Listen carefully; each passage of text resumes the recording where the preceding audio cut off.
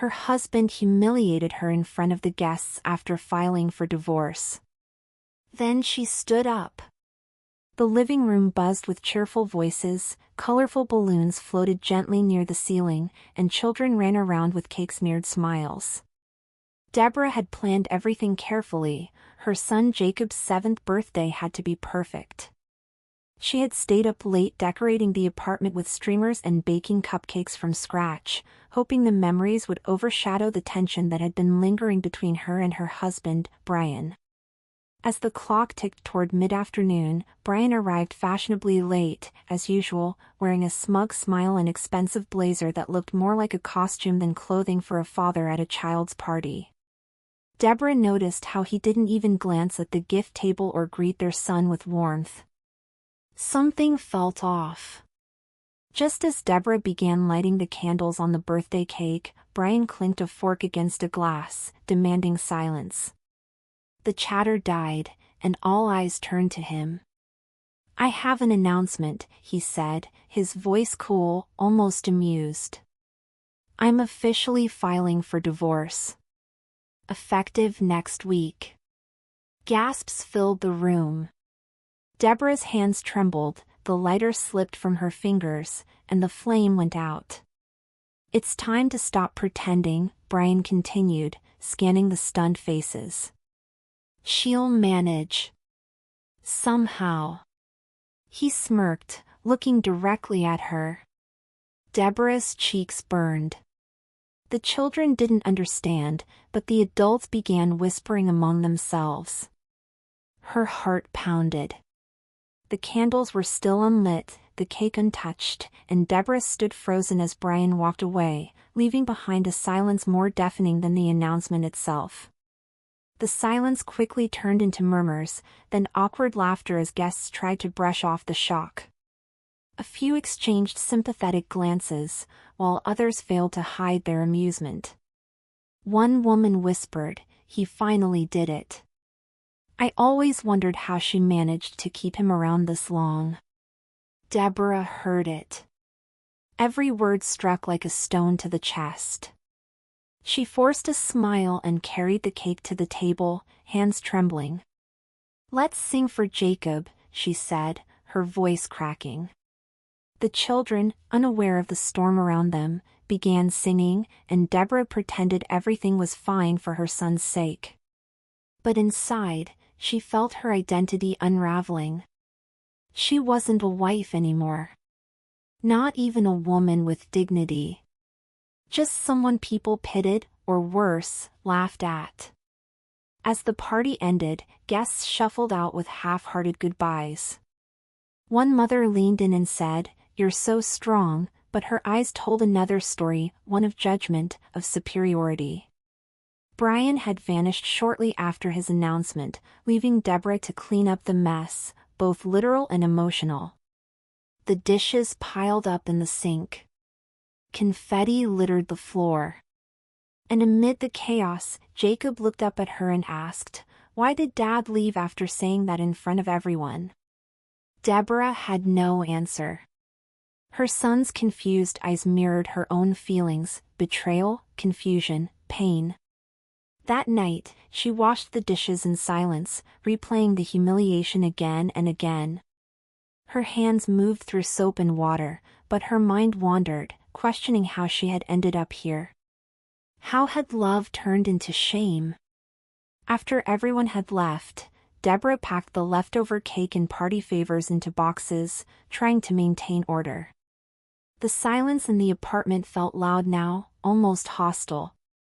She buckled Jacob and his little sister, Mia, into the back seat and climbed into the driver's seat, exhausted. The car smelled faintly of balloons and frosting. As she drove, the city lights blurred past, but her mind was anchored in Brian's words. She felt like she was drowning in shame, like she had been undressed emotionally in front of people who used to admire her. Each passing streetlight felt like a judgmental stare. Jacob hummed softly in the back seat, not fully grasping the weight of what had happened, while Mia drifted into sleep. Deborah kept her eyes on the road, blinking back tears. When she reached home, the small two-bedroom apartment suddenly seemed colder than ever. Brian wouldn't be coming back. She helped the children into bed, brushing Jacob's hair gently and whispering a promise she wasn't sure she could keep, "Everything will be okay." But after they had fallen asleep, Deborah sat alone in the living room, still wearing her party dress. The silence pressed down on her chest. Her phone buzzed with messages, some kind, most curious. "What happened? Are you all right? Did he really announce the divorce at the party?" She turned the phone face down. The image of Brian's smirk haunted her. He had known exactly what he was doing. He had stripped her of her dignity in front of everyone and left her to pick up the pieces alone. Deborah spent the night pacing the apartment. She tried lying on the couch, but her thoughts refused to slow down. Every time she closed her eyes, she saw Brian's face, heard the tone of his voice as he delivered the blow with such casual cruelty. She moved to the balcony, wrapped in a blanket, and watched the sky lighten. The sunrise usually brought her peace, but today it only made her feel more behind, like the world was already moving on while she stood still. She clutched her phone, half hoping Brian would send a message, an apology, a reason. Nothing came. The realization hit her with fresh force. She was now alone with 2 children, no job, no plan, and a heart shattered in front of witnesses. She opened her laptop to search for part-time jobs. Her resume was outdated. She hadn't worked in 8 years. Brian had said she didn't need to, he made enough, and raising the children was her job. But now, her stability had vanished with a few words over birthday cake. As the sun rose, she made a list on a notepad, bills to pay, groceries to buy, schools to notify. She circled one item again and again, find work. Her fingers trembled. She was terrified. But somewhere beneath the fear, a small flicker of resolve began to glow. She had no other choice. If she didn't move, she and the kids would sink. Deborah stood and walked to the children's bedroom, watching them sleep. She whispered again, more to herself than to them, "I have to figure this out." The next morning, Deborah stared at her reflection in the bathroom mirror. Her hair was messy, her skin pale, eyes swollen from lack of sleep. She barely recognized herself. She turned the faucet and splashed cold water on her face, but the fog in her mind remained. Her hand brushed against the cabinet, and a glass perfume bottle fell and shattered on the floor. Deborah flinched at the sound, sharp, sudden, final. She knelt to pick up the shards, her fingers shaking. In that moment, she realized how symbolic it all was. Her life, like the perfume, had been beautiful once, carefully curated. But now it lay in fragments at her feet, and no one else was going to help her pick it up. Not Brian. Not the people who once called her a friend. Later that day, as she sorted through laundry, she found one of Brian's shirts still tucked in the bottom of the hamper. She held it up, its scent familiar and painful. Without thinking, she dropped it into a trash bag along with the others. The sound of fabric hitting the plastic felt satisfying. It was time to start removing him piece by piece. After the trash bag was sealed and taken outside, she returned to the mirror, looked at herself again, and forced a breath. "You have to start over," she whispered. But the words didn't yet carry power, they were fragile, uncertain. Still, she said them again. "You have to start over." And this time, they stuck. 2 days after the party, Deborah received a manila envelope in the mail. At first, she thought it might be bills or legal paperwork, but when she opened it, she found a letter in Brian's handwriting. It wasn't handwritten with care, it looked rushed, detached, mechanical. The contents weren't emotional, only instructions, division of property, a pre-filled custody agreement, and a list of joint accounts he had already closed or moved without her knowledge. The words bled arrogance. "I've made arrangements to cover child support." "You're welcome."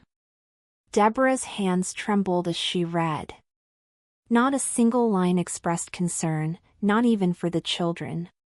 Just cold logistics, like she was an obstacle he had removed with efficiency.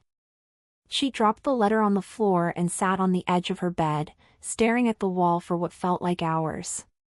The betrayal she felt was no longer just emotional, it was systemic. He had not only left her, he had dismantled the foundation of her daily life, step by step, before she even saw it coming. Deborah had been blindsided because she trusted him. That trust had been a trap. She picked up the letter again, her jaw tightening. There was no room for tears anymore.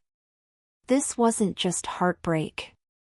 This was war on her security, on her identity, and on her children's stability. And somehow, she had to fight back, even if she didn't know how. Deborah stood at the kitchen counter the next morning, pouring cereal into bowls while Jacob and Mia colored at the table. It seemed normal on the surface, just a tired mother feeding her kids, but inside, she was unraveling. She stared at the milk carton and realized it was nearly empty. Groceries were due. Rent was coming. Utilities too. She opened her banking app and stared at the balance. What was once a shared account now showed a near zero balance.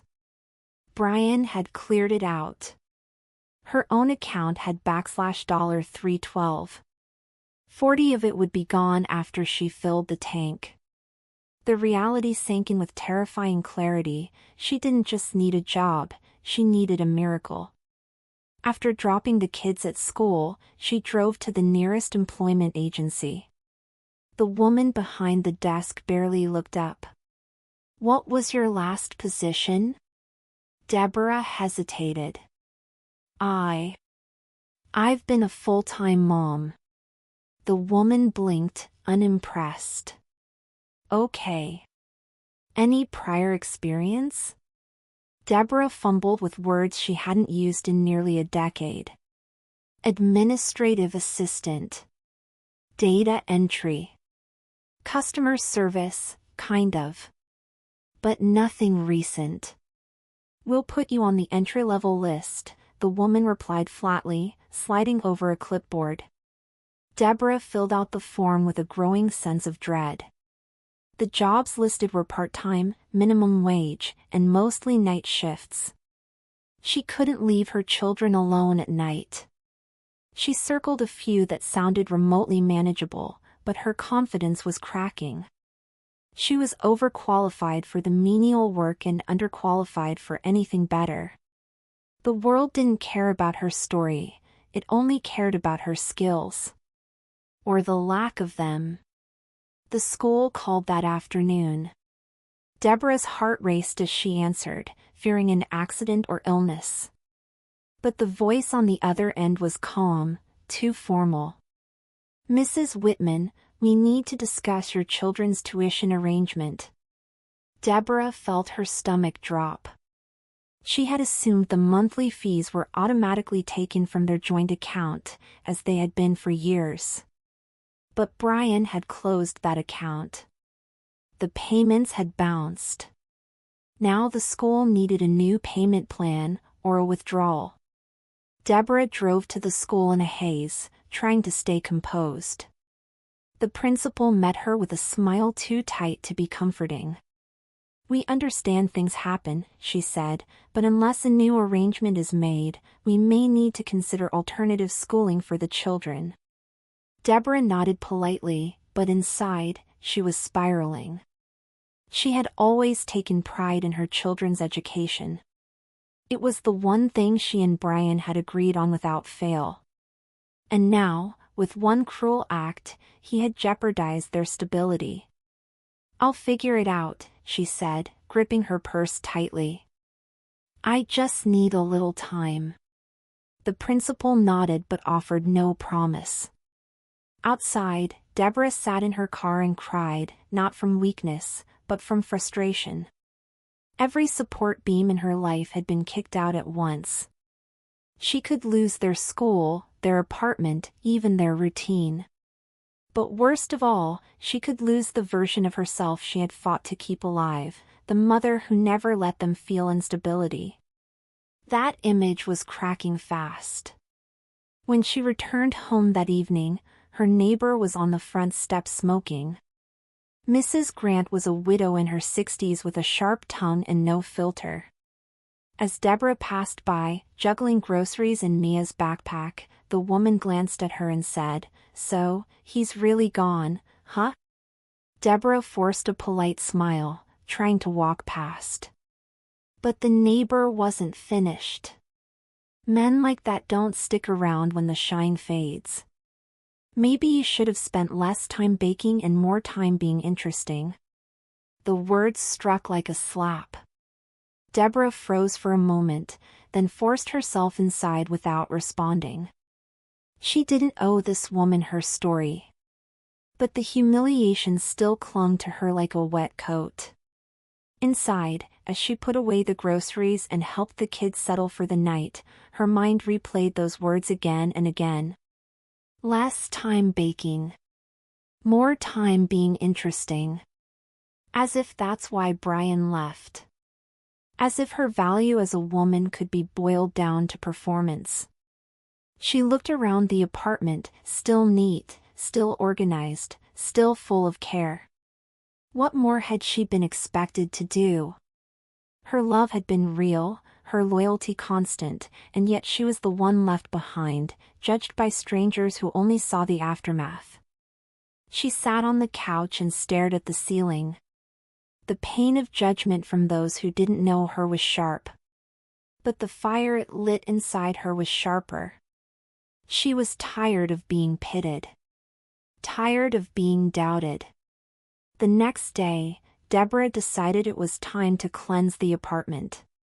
Brian's things were still scattered, shoes near the closet, ties hanging like ghosts behind the door, a cologne bottle in the bathroom that still carried his scent. She grabbed a box and began collecting everything that didn't belong anymore. Each item dropped into the cardboard with a sense of finality. The cufflinks he wore to their wedding. The watch she bought him for his promotion. All reminders of a life that was no longer hers. At first, the process was mechanical. But as she folded the last of his sweaters, she found a small photo album tucked beneath them. Their honeymoon. Smiling faces. Sand-covered toes. Promises in the form of Polaroids. She sank to the floor with the album in her lap. The photos were frozen in time, her younger self laughing, clinging to a man who hadn't yet become a stranger.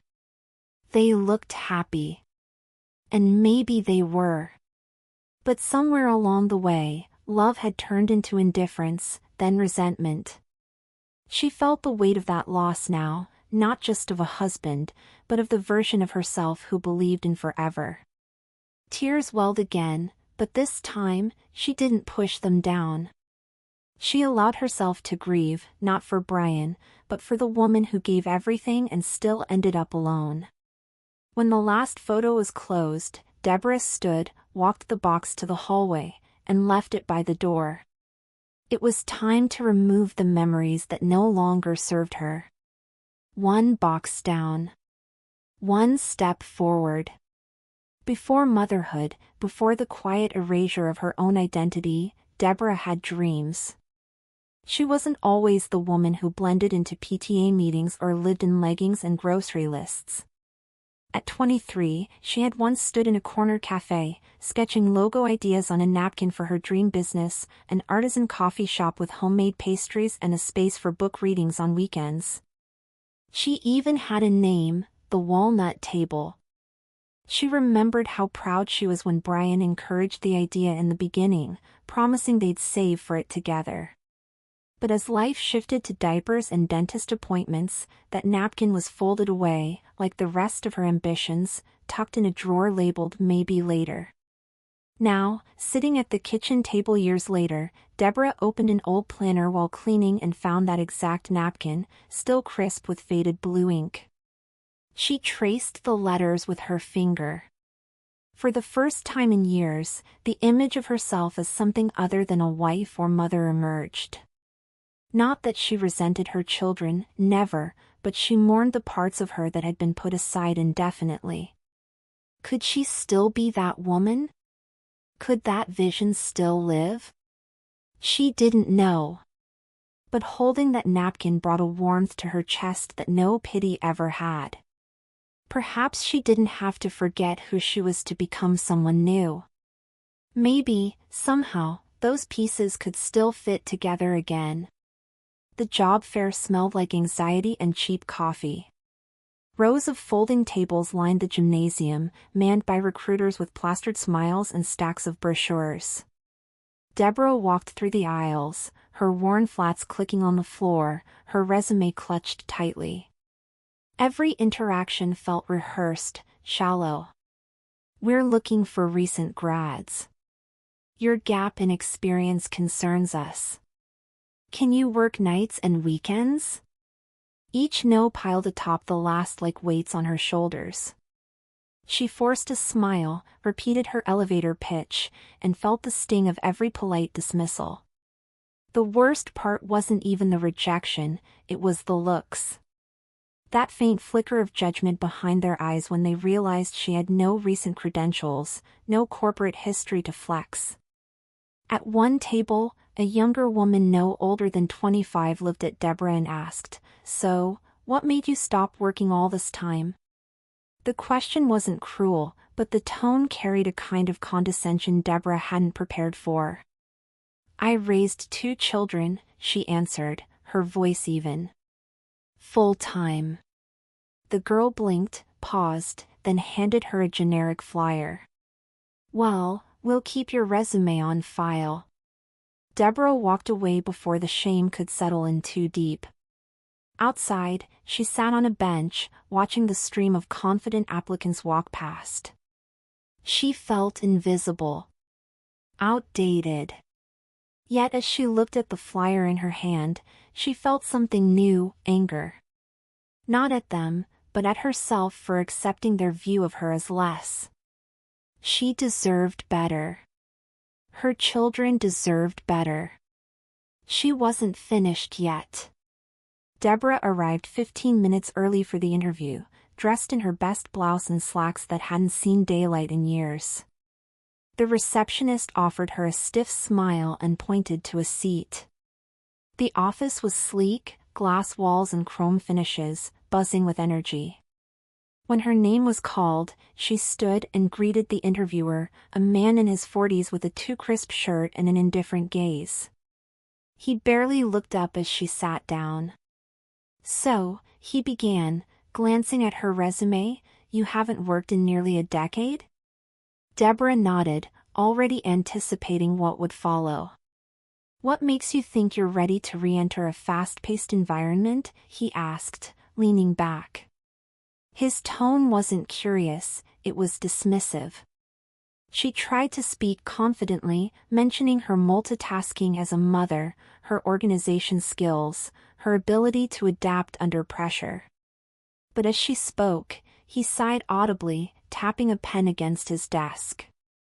"I'm just not sure how your homemaking translates into this role," he said. "We're looking for people who've been in the game." Deborah's heart dropped.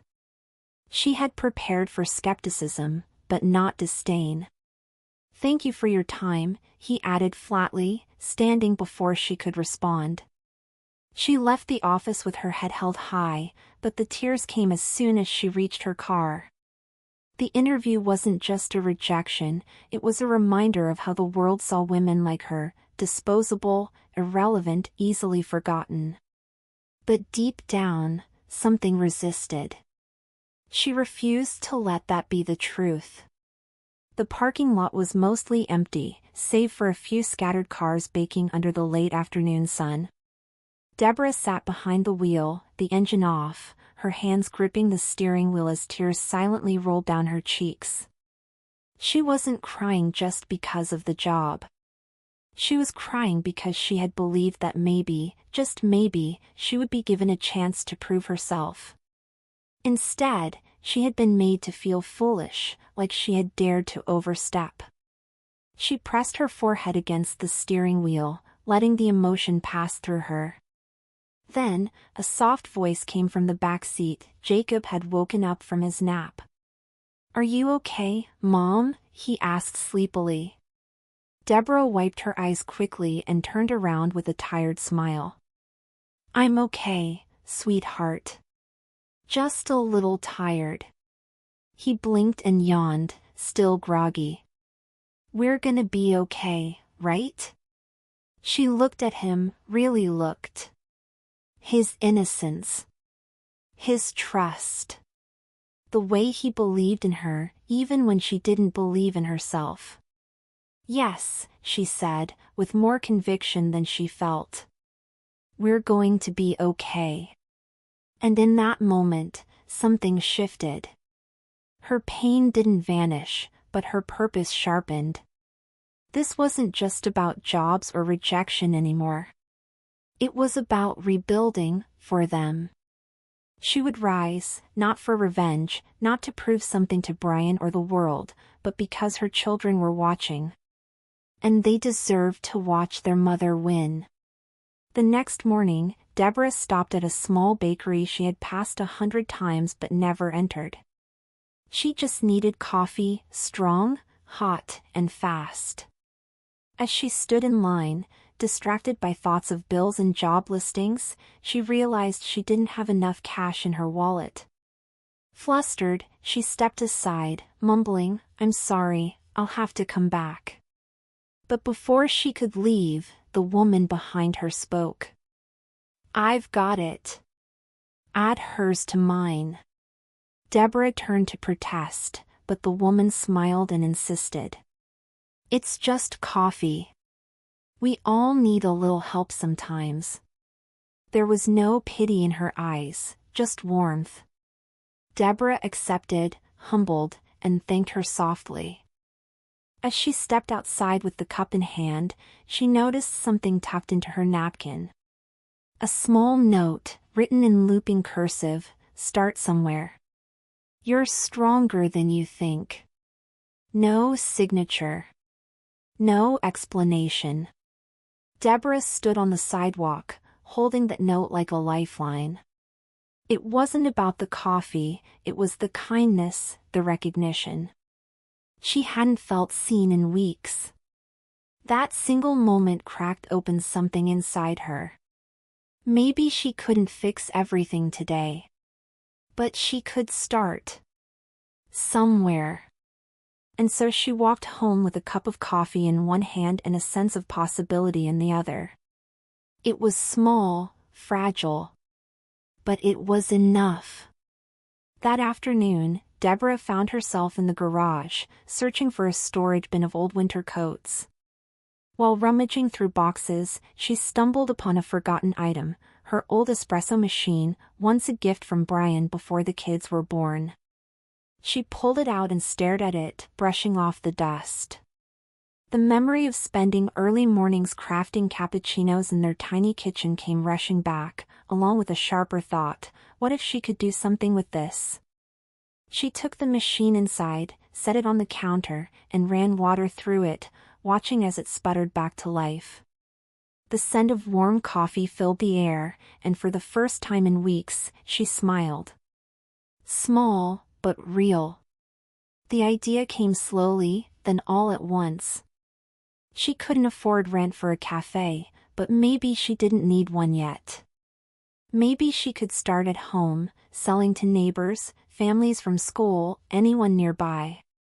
She looked around the apartment and then stepped out into the garage again. The space was cluttered, but with a little work, it could be transformed. She could clean it, paint the walls, set up a small corner for takeout orders. Deb's Brew, she whispered aloud, the old dream name resurfacing like it had never left. She grabbed a pen and wrote the name across a sticky note, placing it on the fridge. It wasn't a business plan. It wasn't even a commitment. But it was a start.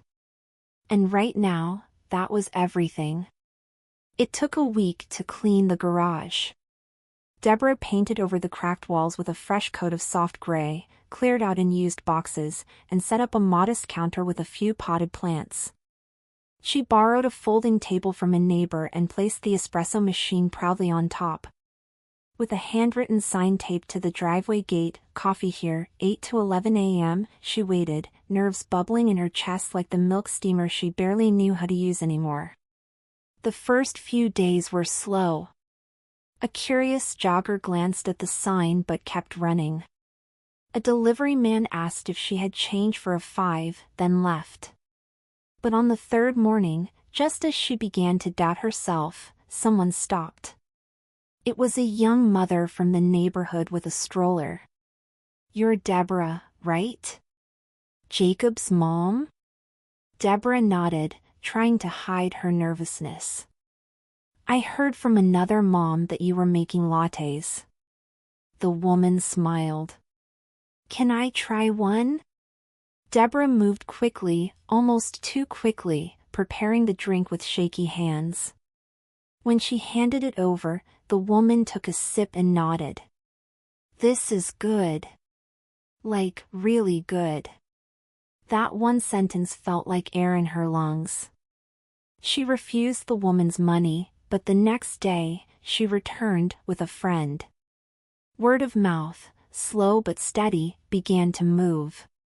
Each customer felt like a milestone. And though the profit was modest, what mattered more was the validation. Her hands still trembled sometimes, but they were building something again. 2 weeks later, while wiping down the counter between orders, Deborah heard a familiar voice call her name. She turned to see someone she hadn't spoken to in years, Naomi, her old college roommate. They had drifted apart after graduation, especially once Deborah got married and Naomi moved to the city to pursue a career in digital marketing. "I can't believe this is you," Naomi said, hugging her tightly. "I was visiting my sister and she told me some mom in the neighborhood was running a coffee stand out of her garage. I had no idea it was you." Deborah felt a wave of emotion rise, part joy, part shame, but Naomi's eyes carried only admiration. "This is beautiful," she said, looking around. "And smart. Really smart." Over iced lattes, Deborah explained everything: Brian, the party, the empty bank accounts, the humiliation. Naomi listened quietly, her hand resting gently over Deborah's. "You have no idea how strong you are," she said. "You're rebuilding from nothing, and honestly, that's exactly the kind of story that goes viral." Deborah laughed, unsure. "I'm just trying to make rent." But Naomi's mind was already racing. "I can help you with branding, a logo, maybe even some online buzz. This deserves attention." For the first time, Deborah saw herself through someone else's hopeful lens. Not as the woman who was left, but as the woman who rose. With Naomi's help, a quiet garage cafe might just become something more. Not overnight. But step by step, cup by cup. By the end of the month, the small garage space had evolved. Naomi created a simple logo, a steaming cup wrapped in soft vines, and plastered it on stickers, takeaway cups, and an Instagram page. Deborah updated her sign, replacing the handwritten letters with the new name, Deb's Brew. The account slowly gained followers as Naomi posted photos of the space, the drinks, and even candid moments of Deborah laughing with customers.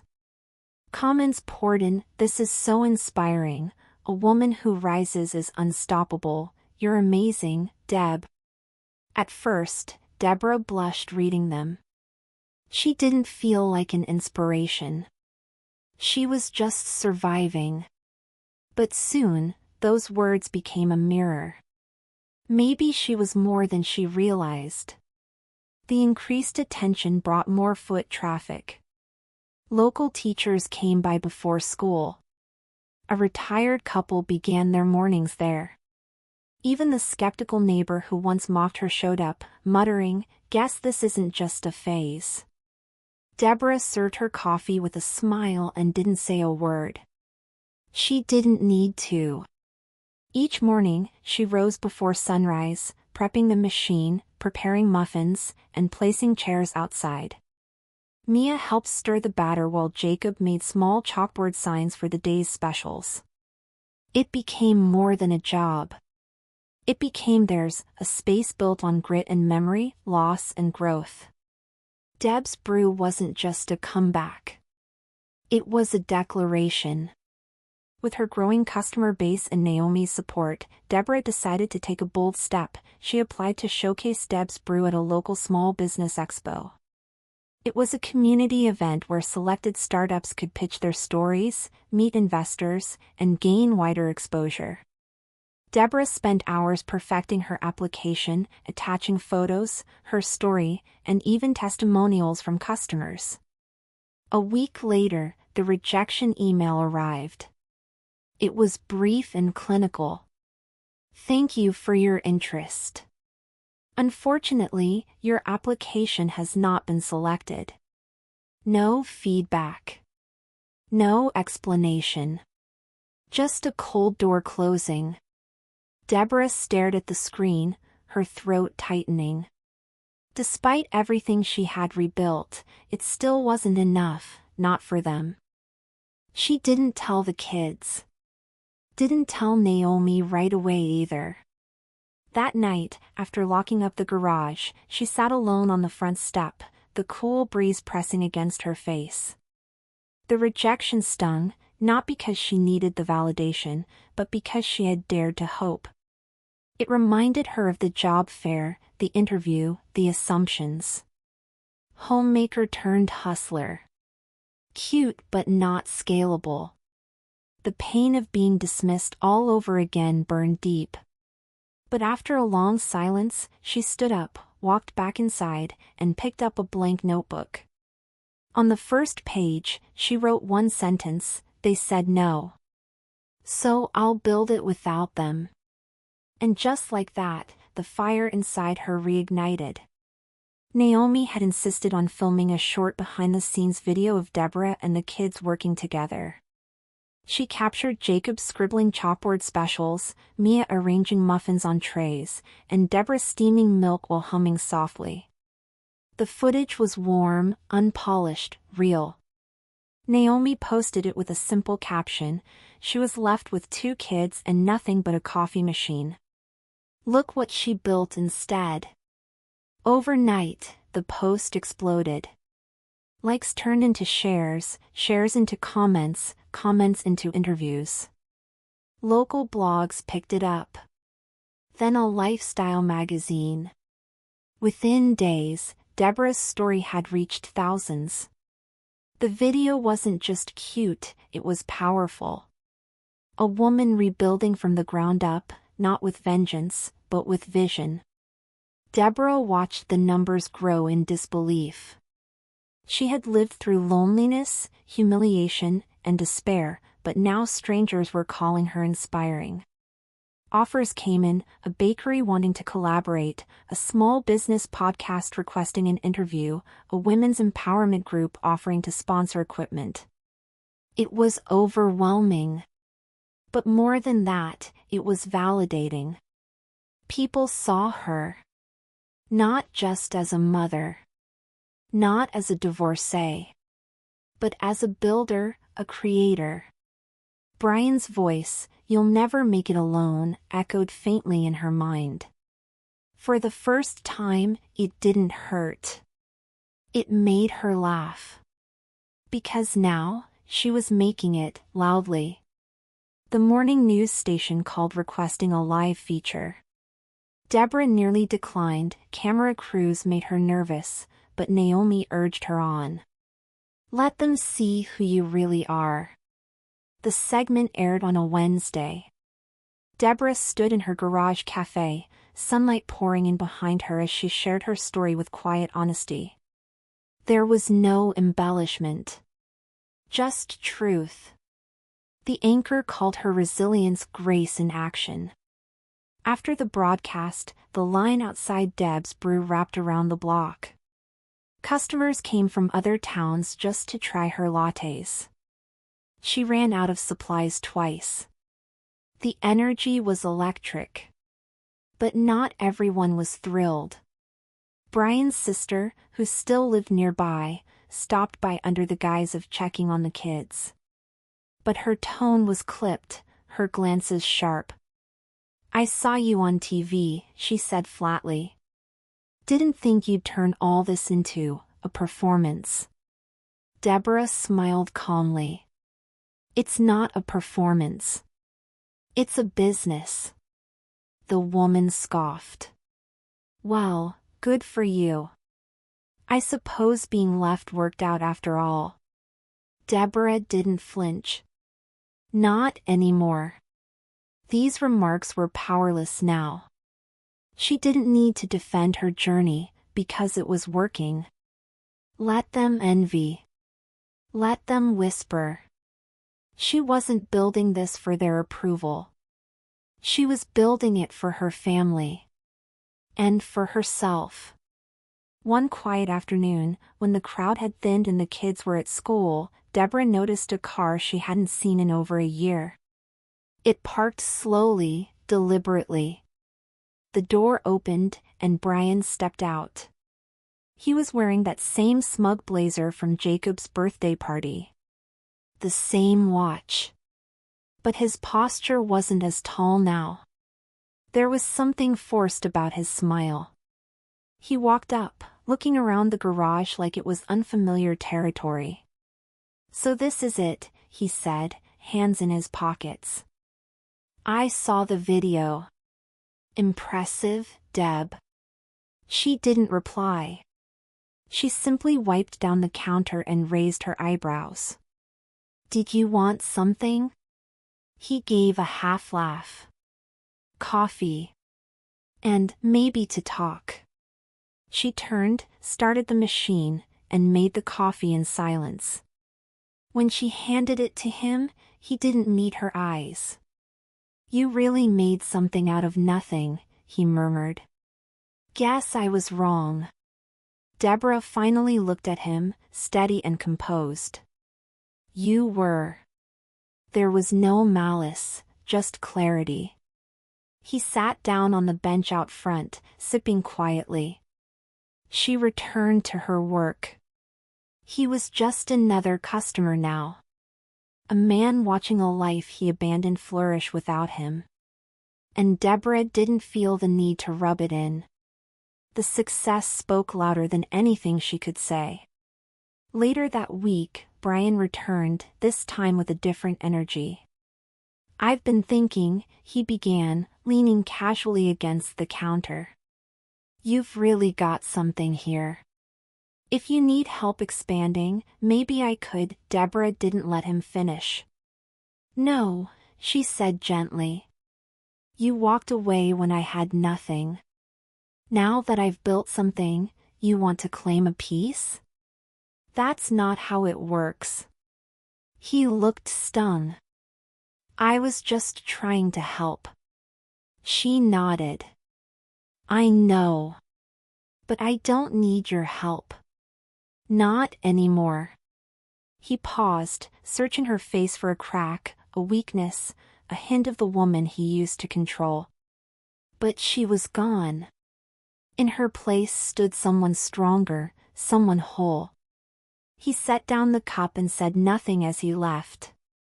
Deborah watched him go, not with anger, but peace. She didn't need to prove anything to him. She had already done that by surviving, by rising, by turning shame into strength.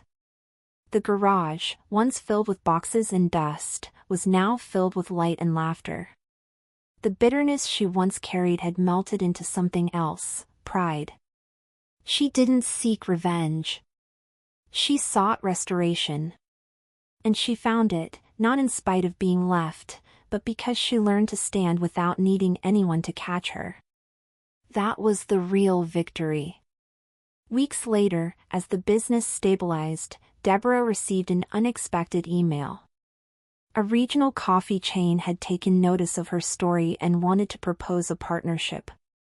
They weren't offering to buy her out, instead, they wanted to help her grow. "We love what Deb's Brew represents," the message read. Authenticity. Strength. A story customers believe in. She read it twice. Then 3 more times. The idea of expanding beyond her garage both thrilled and terrified her. Could she handle it? Was she ready? She shared the news with Naomi, who nearly burst with excitement. "This is it, Deb. This is what you've earned."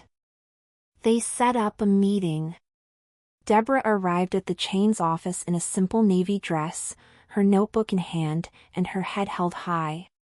The executives greeted her warmly, offering water and pastries, but she remained focused.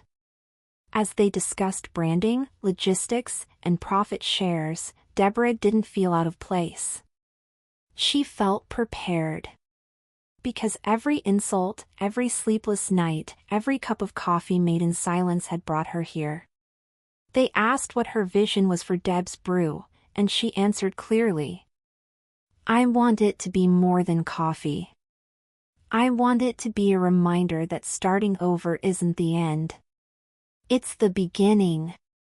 And in that moment, she wasn't just the woman who had been left. She was a founder. A force.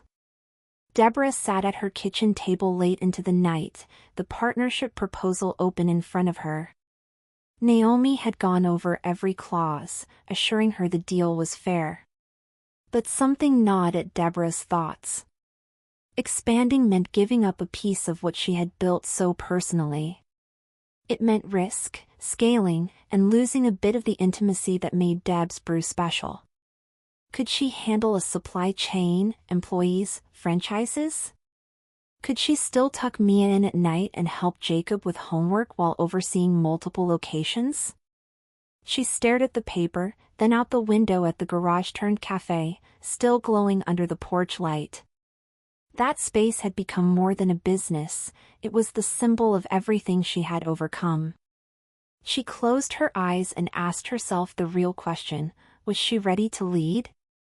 And slowly, with a deep breath, the answer came. Not only was she ready, she deserved this. She wasn't just a mother surviving anymore. She was an entrepreneur. A builder. A voice.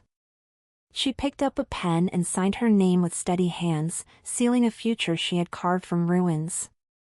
Months later, Deborah stood backstage at a downtown auditorium, wearing a navy blue dress and holding an envelope with her name on it. She had been nominated for a Small Business Resilience Award, and now, with her name called, the applause filled the room like a wave. She stepped onto the stage, her heart racing, not from fear, but from pride. The spotlight didn't feel blinding anymore. It felt earned. The announcer handed her the microphone, and for a moment, she looked out at the crowd and saw not strangers, but possibility. She cleared her throat and began, "A year ago, I was left with 2 kids, no income, and no plan. I thought I had been reduced to nothing. But I learned something powerful. When everything falls apart, sometimes it's the best chance to rebuild." Her voice was steady, her story raw. "This award isn't just for me. It's for every woman told she can't, every mother overlooked, every person who had to start from zero. We aren't broken. We are beginning." The crowd rose to its feet, cheering. Deborah stepped down from the podium, her heart light. She hadn't just survived. She had arrived. Later that night, as the award sat quietly on her dresser and her heels lay discarded by the door, Deborah received a message. It was from Brian. Short. Unexpected. You really did it. I underestimated you. I'm sorry. She stared at the screen, her emotions tangled. There was a time when she would have cried reading those words, longed for them, needed them. But now? She felt nothing sharp. Just peace. The apology wasn't fuel. It wasn't even necessary. But it was a sign of something else, vindication. She didn't reply right away. She closed her phone and sat in silence, thinking of the long months behind her. The nights spent staring at bills. The interviews, the comments, the judgment. And now, here she was, being congratulated by the very man who once humiliated her in front of a room full of people. Deborah finally picked up her phone and typed, "Thank you. I hope you find peace too." Then she placed it down and walked into the children's room. They were her future now, not the past. Not the wounds. Just the light ahead.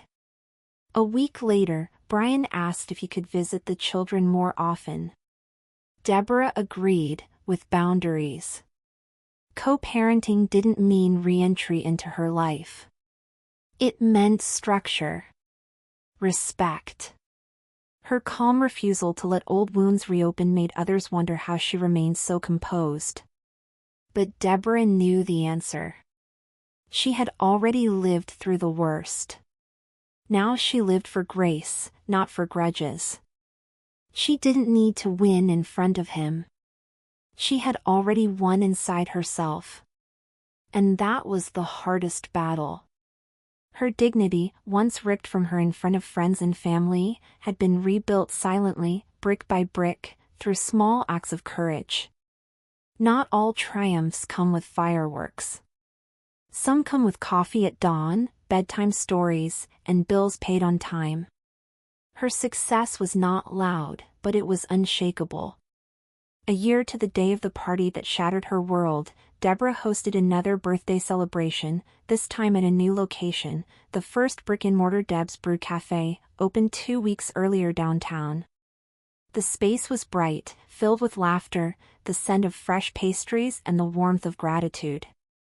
Jacob ran up with icing on his cheek, shouting, "This is the best party ever." Deborah smiled, handing him a slice of cake. This time, there was no announcement, no humiliation, no whispers. Only joy. Customers, friends, and even teachers from the children's school joined. Naomi raised a toast. To Deborah, the woman who turned pain into purpose. Applause followed, but Deborah remained humble. Her journey wasn't defined by the applause or the cafe. It was in the quiet choices, the sleepless nights, the belief she fought to recover.